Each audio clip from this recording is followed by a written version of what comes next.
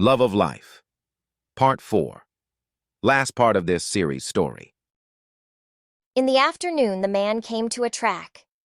It was that of another man who did not walk, but who dragged himself on his hands and knees.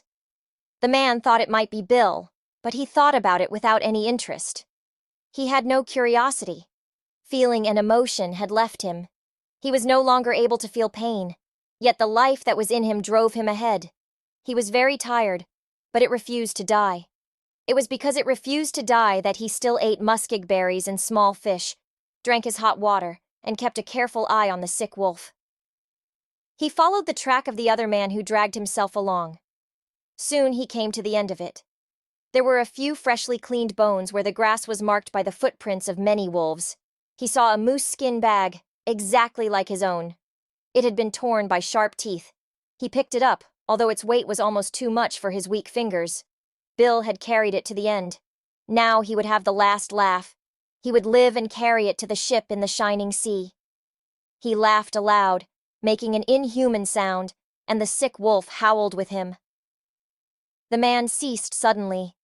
How could he laugh at Bill, if that were Bill, if those bones, so pinky white and clean, were Bill? He turned away. Bill had deserted him, but he would not take the gold, nor would he eat Bill's bones.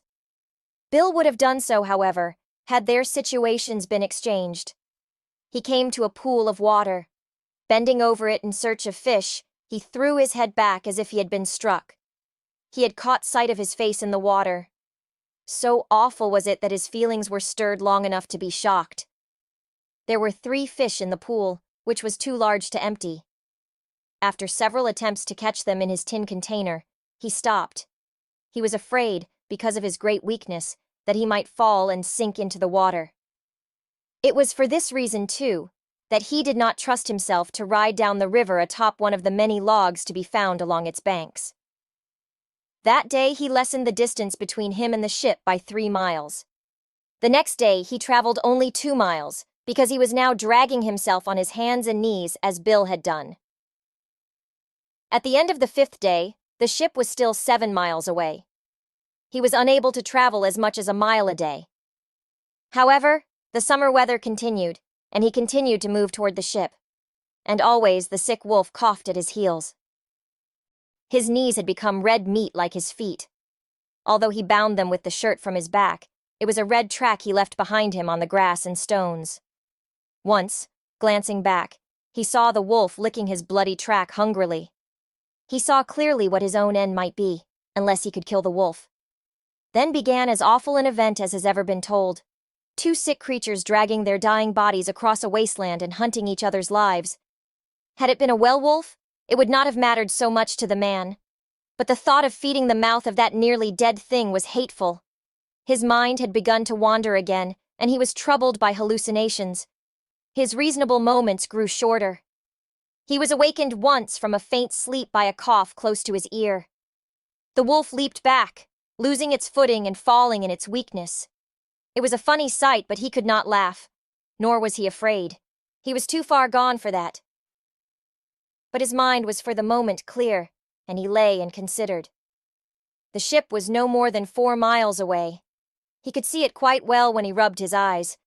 He could also see the white sail of a small boat cutting the water of the shining sea. But he could never drag himself those 4 miles. He knew that, and was very calm about the fact. He knew that he could not travel another half a mile, and yet he wanted to live. It was unreasonable that he should die after all he had been through. Fate asked too much of him, and dying, he could not accept death. It was madness, perhaps, but in the very grasp of death he refused to die. He closed his eyes and tried to keep himself calm. He struggled against the awful desire for sleep that threatened him. It was much like a sea, this deadly sleepiness. It rose and rose, mastering his entire self, bit by bit. Sometimes he was almost lost, swimming through its waters with a weakening effort. Then, by some strange power of the soul, his will would strike out more strongly against it. Without movement, he lay on his back. He could hear, slowly drawing nearer and nearer, the sound of the sick wolf's breathing. It came closer, always closer, and he did not move. It was beside his ear. The dry tongue moved across his face. His hands struck out. Actually, he had willed them to strike out. The fingers were curved, but they closed on empty air. Quickness requires strength, and the man had not his strength. The quiet waiting of the wolf was awful. The man's waiting was no less awful. For half a day, he lay without motion, fighting off sleep. He waited for the thing that was to feed upon him and upon which he wished to feed. Sometimes the sea of sleep rose over him, and he dreamed long dreams. But always, through it all, waking and dreaming, he waited for the noisy breath and the feel of the tongue. This time, he did not hear the breath. He slipped slowly from some dream to feel the tongue along his hand. He waited.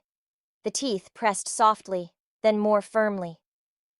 The wolf was using its last strength in an effort to sink its teeth into the food for which it had waited so long. But the man, too, had waited long. The hand closed on the wolf's mouth. Slowly, while the wolf struggled weakly, the other hand moved across the wolf's body. 5 minutes later, the whole weight of the man's body was on top of the wolf. The hands had not sufficient strength to grasp the wolf about the throat until it died. But the face of the man was pressed close to the throat of the wolf, and the mouth of the man was full of hair. At the end of half an hour, the man felt some warm drops of blood in his throat. It was not pleasant. It was like hot melted metal being forced into his stomach, and it was forced by his will alone. Later, the man rolled on his back and slept. There were some scientists traveling on the fishing ship Bedford. From where they stood on the ship, they could see a strange object on the shore. It was moving down the beach toward the water.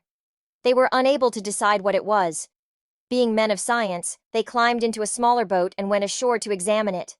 And they saw something that was alive but which could hardly be called a man.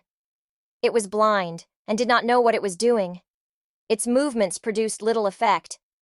But still it continued to drag itself across the ground at the rate of about 20 feet an hour. 3 weeks later, the man lay in a bed on the fishing boat. With tears streaming down his face, he told who he was and what he had experienced. He also talked without meaning about his mother and a home in California among the flowers. The days were not many after that when he sat at table with the scientists and the ship's officers. He delighted in the sight of so much food and watched it carefully as it went into the mouths of others. With the disappearance of each mouthful, an expression of sorrow came into his eyes. He was not mad. However, he hated those men at mealtimes. He was afraid that there would not be enough food. He inquired of the cook, the cabin boy, the captain, concerning the food supply. They reassured him numerous times. But he would not believe them and went into the kitchen to see with his own eyes. It was noticed that the man was getting fat. He grew bigger with each day. The scientists shook their heads and gave their opinions on the problem. They limited the amount of food given to the man at his meals, but still his weight increased. The seamen smiled. They knew. And when the scientists decided to observe the man, they learned the reason. They saw him walk about the ship after breakfast. Like a man begging with an outstretched hand, he approached a seaman. The seaman smiled and gave him a piece of bread. He grasped it and looked at it as a greedy man looks at gold. Then he put it inside his shirt. He received similar gifts from other smiling seamen. The scientists were careful. They allowed him to continue. But they secretly examined his bed. It was lined with bread. Every inch of space was filled with bread. Yet he was not mad. He was preparing for another possible famine. That was all. He would recover from it, the scientists said. And he did, even before the Bedford sailed into San Francisco Bay.